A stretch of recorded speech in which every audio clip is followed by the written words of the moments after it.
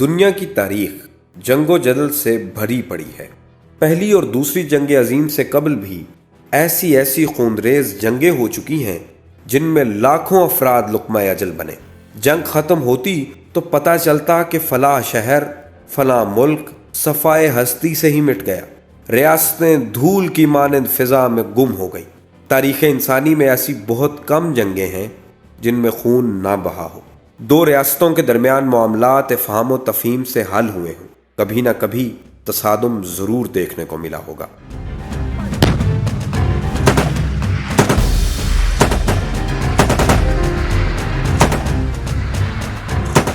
نقطہ میں خوش آمدید۔ آج ہم آپ کو تاریخ کے ایسے منفرد تنازع کے بارے میں بتانے جا رہے ہیں جس میں 50 سال گزرنے کے بعد بھی ایک جھڑپ تک نہیں ہوئی، حتیٰ کہ کبھی فوجیں بھی آمنے سامنے نہیں آئیں اور مسئلہ حل ہو گیا۔ دونوں ممالک جنگ کے خاتمے پر خوش ہیں۔ تاریخ کی اس انوکھی جنگ کو ویسکی وار کے نام سے یاد کیا جاتا ہے۔ یہ جنگ کیسے شروع ہوئی، تنازع کیا تھا اور اس کو ختم کیسے کیا گیا، یہ سب اس ویڈیو میں ہم آپ کو بتائیں گے۔ ڈنمارک اور کینیڈا کے مابین قطب شمالی کے خطے کے ایک جزیرے کی وجہ سے جاری ویسکی جنگ بالآخر ختم ہو گئی ہے۔ اس تصفیے کے بعد ڈنمارک کی قومی سرحد اور اس وجہ سے یورپی یونین کی بیرونی سرحد اب کینیڈا سے جا ملی ہے۔ دونوں ممالک کے مابین اس تنازع کی وجہ قطب شمالی کے برفانی علاقے کا ایک ایسا بہت چھوٹا سا غیر آباد جزیرہ تھا جس کی بظاہر کوئی اقتصادی یا اسٹریٹجک اہمیت نہیں تھی۔ اس وجہ سے جاری ویسکی جنگ ختم ہو گئی ہے اور ڈنمارک اور کینیڈا دونوں اپنی اپنی قومی سرحد کا تعین بھی کر چکے ہیں۔ براعظم یورپ کی ریاست ڈنمارک اور براعظم شمالی امریکہ کے ملک کینیڈا کے مابین اس جزیرے کی ملکیت کا تنازع کوئی پرتشدد جھگڑا نہیں تھا۔ اس کا اندازہ دونوں ممالک کے مابین جنگ کو دیے گئے نام سے ہی لگایا جا سکتا ہے، لیکن جنگ کوئی بھی ہو اچھی نہیں ہوتی۔ اس تصفیے کے بعد ملنے والی رپورٹوں کے مطابق دوستانہ جنگوں میں سے دنیا کی سب سے زیادہ دوستانہ جنگ بھی کبھی نہ کبھی ختم ہو ہی جاتی ہے۔ اس کا ایک نتیجہ یہ بھی ہے کہ اب یکدم یورپی یونین کی بیرونی سرحد کینیڈا سے جا ملی ہے۔ یہ تنازع کیسے پیدا ہوا؟ اس کے حوالے سے کہا جاتا ہے کہ ڈنمارک اور کینیڈا دونوں ہی مغربی دفاعی اتحاد نیٹو کے رکن بھی ہیں اور اس بنا پر ایک دوسرے کے حریف بھی۔ دونوں ریاستوں کے مابین سفارتی جھگڑا آرکیٹیکٹ کے انتہائی دور دراز علاقے کے ایک ایسے ننھے سے جزیرے کی وجہ سے پایا جاتا تھا جس پر رہا بھی نہیں جا سکتا۔ یہ جزیرہ سارا سال برف سے ڈھکا رہتا ہے۔ درجہ حرارت شدید ہونے کی وجہ سے انسانی زندگی کا وجود ممکن ہی نہیں ہے، لیکن زمین تو زمین ہے جس کے لیے بڑے بڑے تصادم تاریخ کا حصہ ہے۔ پاکستان اور بھارت کی ہی مثال لے لیں، سیاچن پر دونوں کی افواج کھڑی ہیں، سطح سمندر سے ہزاروں فٹ بلند یہ مقام جہاں زندہ رہنا ممکن نہیں، پھر بھی پاک بھارت جنگ اس خطے کی وجہ سے ہو چکی ہے۔ ابھی تک فوجیں وہاں الرٹ ہیں۔ کینیڈا اور ڈنمارک کے درمیان جس جزیرے پر تنازع موجود تھا اس جزیرے کا نام ہانس آئی لینڈ ہے اور یہ گرین لینڈ اور ایلس میئر آئی لینڈ کے درمیان واقع ہے۔ آرکیٹیکٹ کا جزیرہ گرین لینڈ ڈنمارک کی ملکیت ہے۔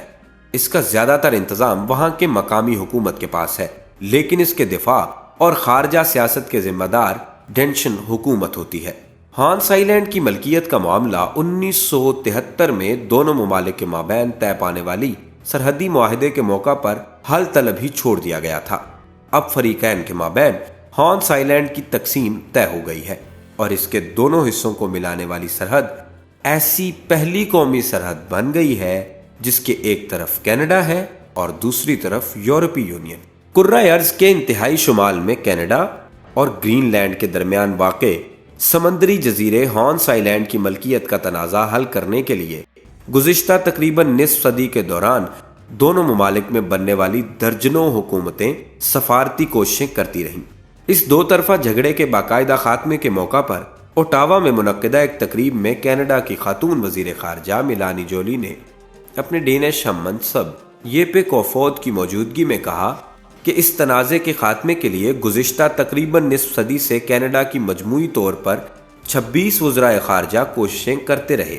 دور جدید میں یہ خیال کیا جاتا ہے کہ یہ دنیا کی سب سے زیادہ دوستانہ جنگ تھی جو آج ختم ہو گئی ہے اور ہمارے ملک کی سرحد یورپی یونین سے مل گئی ہے۔ اب ہم آپ کو یہ بتاتے ہیں کہ اس جنگ کو ویسکی وار کیوں کہا جاتا ہے۔ ہانس آئی لینڈ भूरी पथरीली जमीन वाला एक ऐसा जजीरा है जहां कोई मादनी खाम मादे भी नहीं पाए जाते।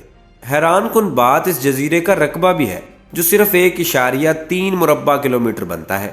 फिर भी डेनमार्क और कनाडा के माहिरीन अर्जियात और हुकाम जो भी मिशन वक्फे वक्फे से इस समंदरी इलाके में जाते वो अशरों तक एक दिलचस्प रिवायत पर अमल जरूर करते हैं। इन दोनों मुल्कों में से जिस किसी का भी कोई अर्जियाती तहकीकी मिशन इस जजीरे पर जाता वो वहां पहले से लहराता हुआ हरीफ मुल्क का परचम उतार कर अपने मुल्क का कौमी परचम लहरा देता।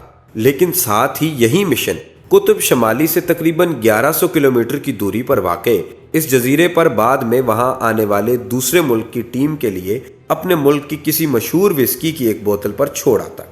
यूं जुग्राफियाई तनाज़े के बावजूद दोनों तरफ से दोस्ताना रवैये के इस इजहार को डेनमार्क और कनाडा के माबैन विस्की वार का नाम दे दिया गया।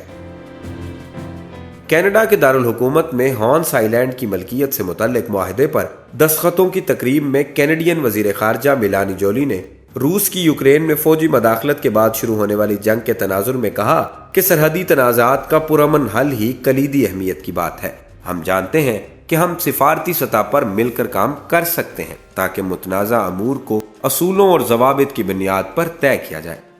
डेनिश वजीर खारजा को फोद ने इस मौका पर कहा, किसी भी मुल्क के कानून की बालादस्ती वाली रियासत होने के वाकई तामीरी निताइज निकलते हैं। इस तकरीब में डेनिश कैनेडियन मुआहदे की दस्तावेज पर दस्तखतों के बाद दोनों वज़राए खारजा ने आपस में एक बार फिर अपने अपने मुल्क में बनी विस्की की बोतलों का तबादला किया और विस्की वॉर विस्की ही के तोहफों पर खत्म हो गई। उम्मीद है आपको वीडियो पसंद आई होगी। इस तरह की मजीद वीडियोस देखने के लिए हमारा चैनल सब्सक्राइब करें और बेल आइकन को प्रेस कर दें ताकि हमारे आने वाली हर नई वीडियो से आप बाखबर रह सकें।